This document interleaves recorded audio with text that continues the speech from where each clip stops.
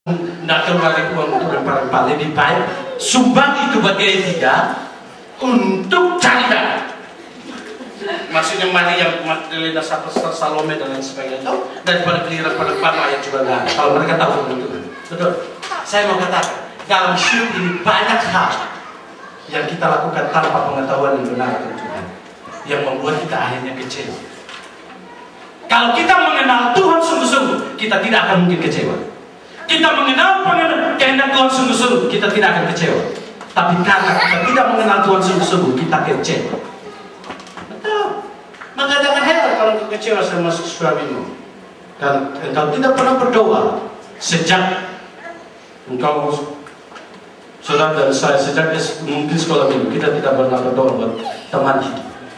Saya mau tanya buat kita, siapa yang pernah berdoa buat teman hidup waktu kecil? Ada enggak? Siapa yang pernah berdoa buat teman hidup waktu SD? Angkat tangan. Kenapa? Siapa yang pernah berdoa buat teman hidup waktu SMA? Angkat tangan. Nggak ada juga. Siapa yang pernah berdoa buat teman hidup waktu mulai kuliah? Kalau nggak kuliah, kuliah. Kalau nggak pernah fakultas, berarti fakultas. Angkat tangan. Nggak ada. Saudaraku, sadar apa tidak? Kita semua punya kelalaian besar. Saya katakan ini bukan karena saya mau menonjolkan kerohanian. Dalam kandungan istri saya, keempat anak itu, kami tetap tumpang tangan dan kami berdoa buat teman hidup. Nah, bagi kami, rumah tangga adalah nilai yang tertinggi. Kenapa?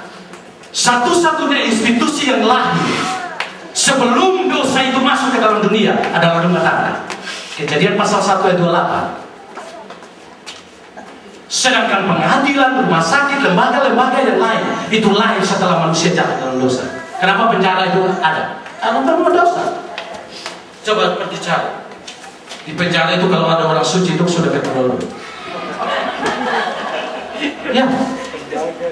Rumah tangga. Mau bikin apapun kalau rumah tangga rusak, dunia rusak. Betul enggak? Maka saya mau katakan ke saudara saya, punya anak itu berdoa mulai berdoa untuk teman hidup. Ya, apalagi yang sudah berkepala 3 berapa? Sebenarnya porsi doa itu lebih besar lagi. Iya, karena bisa saja dapat, bisa saja tidak. Doa harus kuat untuk masalah itu. Sekali lagi rumah tangga nilai tertinggi. Jangan korbankan, cari uang dan berdoa. Tapi rumah tangga tidak pernah berdoa. Anak-anak tidak pernah didoakan tentang teman hidup. Kalau dapat yang tidak seiman. Yang susah juga orang tua. Kalau tidak dikirim buat orang tua makan apa? Sudah tua begini. Makan apa? Kalau dia takut Tuhan, dia tahu tanggung jawab untuk orang tua. Amin. Saudara tidak mudah terus, kita tidak mudah terus. Tapi lama-lama pun, mau hitam pun, saya percaya itu karena bucin. Cek sendiri itu, boleh cek sendiri. Kita akan dua, dan ada saat dari mana kita harus bergantung sama Tuhan. Berdoa baik-baik. Kalau berdoa sungguh-sungguh di hadapan Tuhan, dapat menantu yang takut akan Tuhan. Dia tidak akan hitung-hitung begitu. Banyak sekali sebenarnya akibat daripada rumah tangga yang baik. Tapi banyak orang menganggap remeh rumah tangga. Sudah sampai rumah tangga, Pak, ini bukan obat-obat pernikahan. Ya, tapi supaya niat baik-baik. Jadi pula yang punya anak dan yang akan punya anak, sebelum istri hamil pun berdoa buat anak. Berdoa dari ini, atau bukan kehidupan Kristen kan? Dasarnya iman dan pengharapan. Berdoa.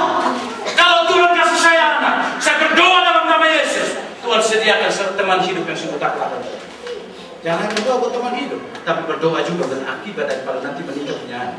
Kalau selain dari kalau Tuhan yang kasih, berarti ada anugerah khusus buat kita. Amin. Nah, bagaimana kita tahu itu? Kalau kita tidak belajar tentang kebenaran. Pengajaran itu penting.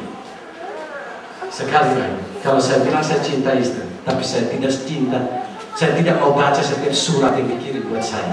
Saya tidak mau tidak baca Facebook yang dikirim. Contohnya, saya ada yang tiba-tiba saya pergi ke tempat pelayanan keluar gitu kan, atau contohnya saya ke Indonesia, tiba-tiba dikirim SMS. saya cinta istri, tetapi SMS-nya saya tidak pernah baca.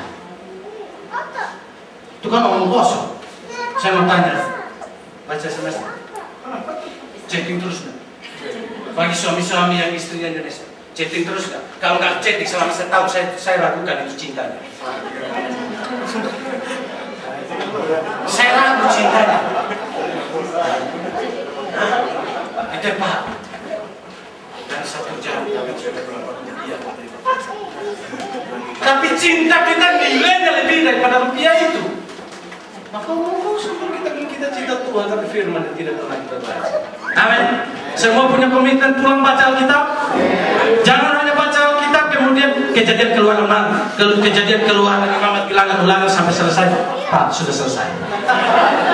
Itu tanggung jawablah ama sama Tuhan. Ya, tanggung jawab sama Tuhan. Maka yang kedua pengajaran. Yang ketiga, ketika Tuhan menyertai mereka, Tuhan tidak hanya mengajar mereka, tetapi coba kita baca sama-sama ayat 25. 1, 2, 3. Lalu ia berkata kepada mereka, hai kamu orang bodoh, betapa lambannya hatimu, sehingga kamu tidak percaya segala sesuatu yang telah dikatakan para nabi. Saudara, kenapa kalimat bodoh ini keluar? Apakah Klopas, Lukas dan Klopas itu orang bodoh? Saya katakan tidak. Tapi kenapa Tuhan bilang bodoh?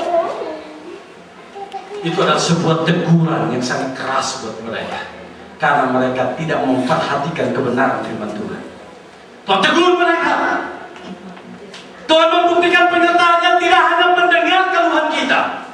Tuhan membuktikan penyertaannya tidak hanya dengan dia mengajar kita, tetapi yang ketiga, dia mau menegur kita dalam hidup kita.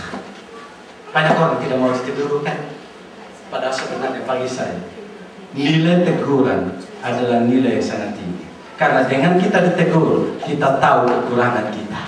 Dengan adanya kita ditegur, baru kita tahu kelemahan kita. Dengan adanya kita ditegur, baru kita bisa memperbaiki hidup kita. Saya mau tanya, siapa di sini yang tidak mau ditegur? Kalau kita tidak mau ditegur, itu buktinya kita merasa diri kita sempurna. Saya mau tanya buat kita, siapa di sini yang sempurna? Oh, yang ngomong ini Pak, lebih daripada tidak sempurna. Najis kotor sini tidak semuanya ada. Makanya harus ada di hadirat Tuhan, harus siap ditegur oleh Tuhan.